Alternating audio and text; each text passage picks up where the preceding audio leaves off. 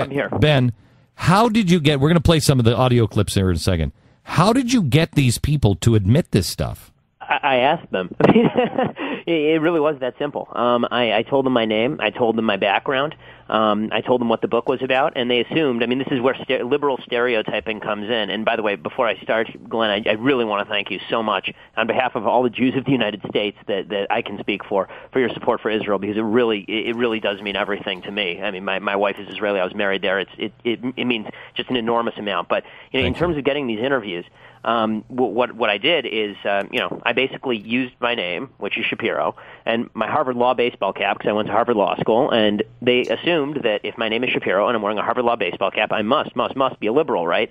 And so they... Do you really believe that? Absolutely.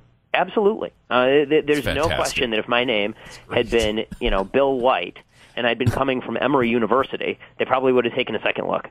Mm. So they admitted it because they thought you were friendly. Yep. I'll give them maybe.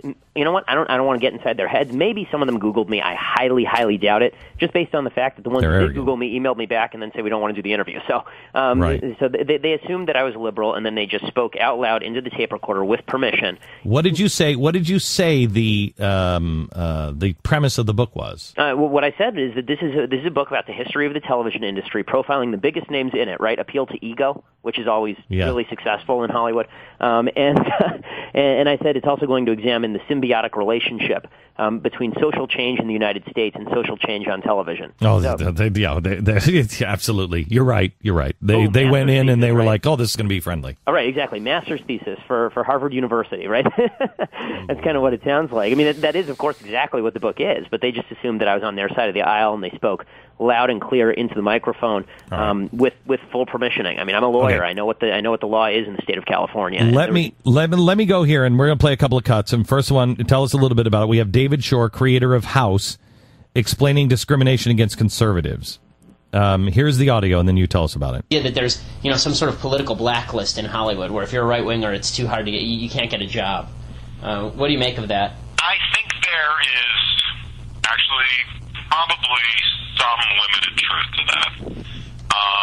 I think ultimately, again, and I don't want to be too cynical here, but if there's fact is Mel Gibson's has to be considered to be on the right side of the political spectrum, and he has no trouble getting work. Right. I think if the audience wants to watch you, or the audience wants to watch your stuff, you will get work. But I do think there is an assumption within this town that everybody is on the left side of the spectrum, and the few people on the right side, I think people look at them somewhat aghast, and I'm sure it doesn't help them. What do you make of that? I mean, he's exactly right, especially in the second half there. In the first half, when he's talking about, well, Mel Gibson can get work, well, yeah, because Mel Gibson's a big star. I mean, the point of conservatives in Hollywood, there are a few of them, right? Joel Surnow, who makes 24, is conservative. Jerry Bruckheimer is conservative. Don Belisario, who does NCIS, is conservative. But those people are wildly successful. That's right, and that's the key. Too late to successful before they came out as conservatives. That's what you have to do in Hollywood. If you're successful, sure you can work. The question is, can the grip work? Right? Can the bid actor work? Can the writer who's just writing spec pilots, can he work? No. And so when David Shore says that, when David Shore says repeatedly that you can work in this town if you're conservative, but the end of the quote is really the money quote. I mean, when he says, look, it's not going to be looked well upon if you're from the other side of the political aisle. That's really what matters, because they'll make up any excuse not to. Your writing doesn't fit our style, or your acting it just wasn't right on today. Right? They'll make up any excuse. They're not generally going to come out and say to your face, "You're conservative, not going to hire you." But that's the real reason that conservatives. I will tell you that I mean, I've met with many Hollywood people who. I met, and I don't want to say who, I met a woman who I sat next to at dinner when I was out in Los Angeles. We had dinner together, and she wept. She wept because she had said something, that she was not supporting Obama. Yep. And she said she was attacked. And by good friends. By good friends who were like, you're not raising your children to be a conservative, are you? Yeah, I mean, they will attack you personally. They'll attack your livelihood. I mean, it's so funny. When I started writing primetime propaganda, as a conservative, I generally look askance at accusations of discrimination. I tend to think that they're overblown in almost every circumstance. And so when I went and I started doing the interviews, I figured that this is all, a little bit overblown. Well, along the way, I had no intention of writing for television ever. And I met with a guy named Leonard Goldberg, who's on the board of CBS. He's a producer for Blue Bloods.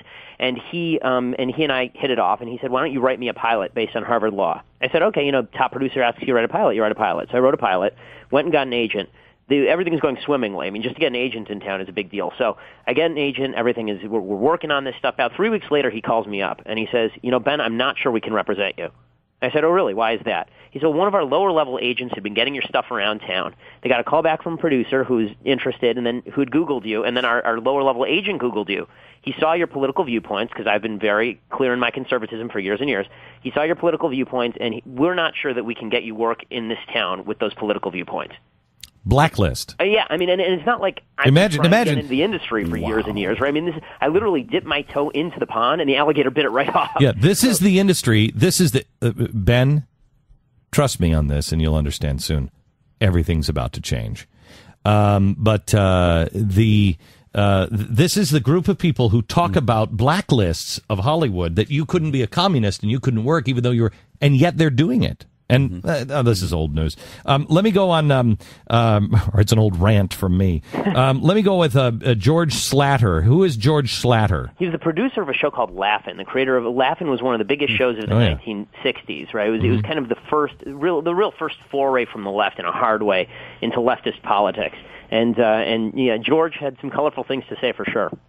Glenn Beck, with these two bright blue contact lenses that give him these bright blue kind of deer in the headlight surprised look, and I find him really amusing.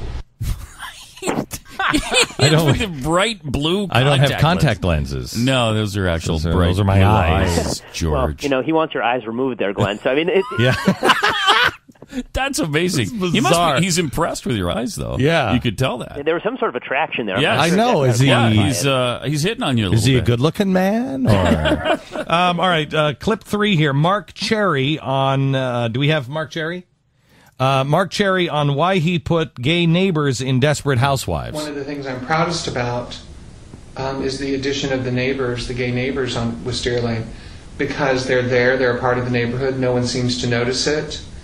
And I think that just having gay neighbors be a part of the street, and I don't really talk about their sexuality much. Mm-hmm. To me, that became its own political statement, which is, see, you can have gay neighbors and they can be perfectly fine and fit in with the rest of the folks, and it doesn't change anything. And you kind of hope that you're preparing the way, planting little seeds in the minds of people who sometime over the next few years are going to have gay neighbors buy a house on their street. Okay, hang on just a second. I don't have it necessarily. I mean, I don't like. Here's where my problem is on this one, is that they know they're planting the seeds. I don't care if they have gay neighbors on TV. I have gay friends, and I don't have a problem if gay neighbors are moving in. We should all be a society that's like, hey, the people are different than me, and they're living next door. I don't care what it is. They're different than me. They're good. We see people as people. It's judge people by the content of their character, not the color of their skin, et cetera, et cetera. But is the problem here really that they are clear? They know the power, and they always deny it. That's exactly right. It's the strategic point here, Glenn. I mean, this is really the strategic point. They know the power of the medium that they're using, and they know that they can use it to convince people of things that, they may not otherwise have been convinced of. In this case, maybe something, as innocuous of, you have gay neighbors, and that's wonderful. But I can tell you that, over a period of time, this is, for example, how gay marriage has gained so much support in this country. How many gay marriages have you seen on network television? Now, how many gay marriages have you actually seen in real life? Right? I mean, the number you've seen on network television, probably, unless you live in San Francisco or L.A. or maybe New York, it far outweighs the number that you see in real life. But it's made a mainstream phenomenon by the power of television. And the people in the TV industry know this, and they said it to me on tape in primetime propaganda, and that's why it's a big deal, because they're on the record now as saying, yes, we message our programming. For years they've lied about this. For years they've said, no, we're just appealing to the market. We're just appealing to general Americans here. It's absolute nonsense. They're appealing to the people they want to appeal to. They've stacked the industry. I mean, it is absolutely incredible. They appeal to a certain demographic that they've specifically picked out. This 18 to 49 demographic is supposed to be the demographic that really matters. If you think about it for half a second, it makes no sense. People who are 18 live in their parents' basements. They don't have any income, and they're generally losers. Are these the people who you want as consumers? You want the people who are 50 and above, right? They have savings, and they can actually afford to spend cash. But liberals in Hollywood have promoted the 18 to 49 demographic because they really want to appeal to those people, because they can then go around and say, well, at least 18 and 49-year-olds, those are the people who matter. Those are the ones who watch our show. Sure, nobody above 50 watches our show, but those people don't matter anyway. Only one problem. What's the number one earning network on television? CBS. Has anybody under the age of 50 ever seen a CBS show? No. I haven't. No. Ben, I think that the fact that this is happening probably isn't going to surprise a lot of us. It's the fact that they're admitting to it. And the most surprising thing that I've seen from your book so far, I think, to me, is that one of the Sesame Street founders admitted he's using propaganda on our kids. Let's go back to that here in a second. Let me take a quick break, and then we're going to come back to Sesame Street with Ben Shapiro. The name of the book, and Ben, if I'm not mistaken, this is the first time this stuff has been admitted to in such mass quantities, right? Absolutely. The name of the book is Primetime Propaganda, the true Hollywood story of how the left took over your TV. This is an important story because you need to understand how propaganda is being used in our country, because everything from health care to the Constitution is up for grabs and is being used with propaganda.